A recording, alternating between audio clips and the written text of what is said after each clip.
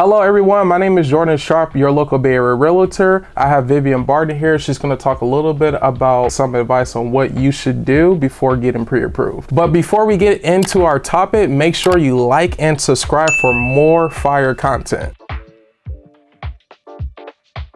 So why do you think it's not a good idea to go home shopping before getting pre-approved?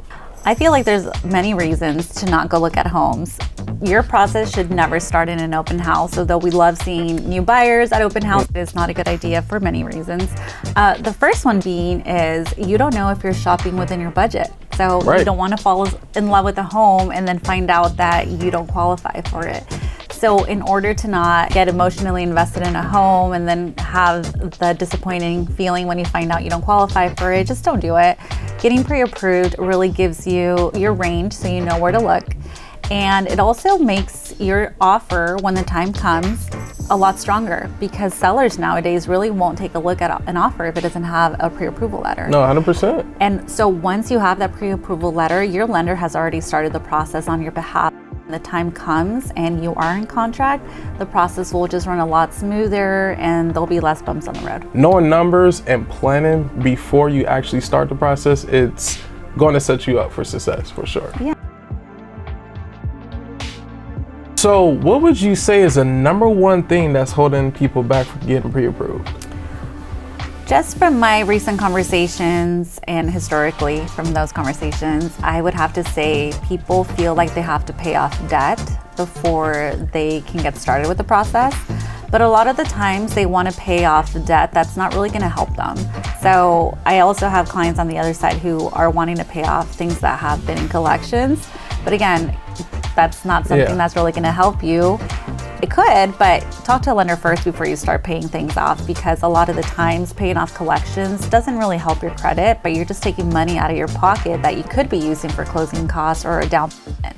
So I think that would be one of the things that holds people back the most, but it's a quick fix. Just have a conversation with a lender. They'll be able to walk you through the process on what debt to pay, how much to pay, when to pay it, and get a good credit plan in place. No, 100%. And that is the number one thing that's holding people back, is they think, okay, I have this going on, I have this going on, and I heard or seen something where it told me, okay, I need to do X, Y, and Z in order to like get approved for, getting a home. And it's like, no, plan with the lender first, because a lot of things that you see from outside sources are not 100% correct. Yeah. So talk to the professional, get that advice, and then game plan from there. If you're not game planning, you're planning to fail. Exactly.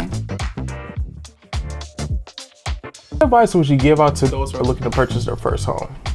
I would say my number one piece of advice would be to lean on others. Lean on your agent, on your lender to walk you through the process.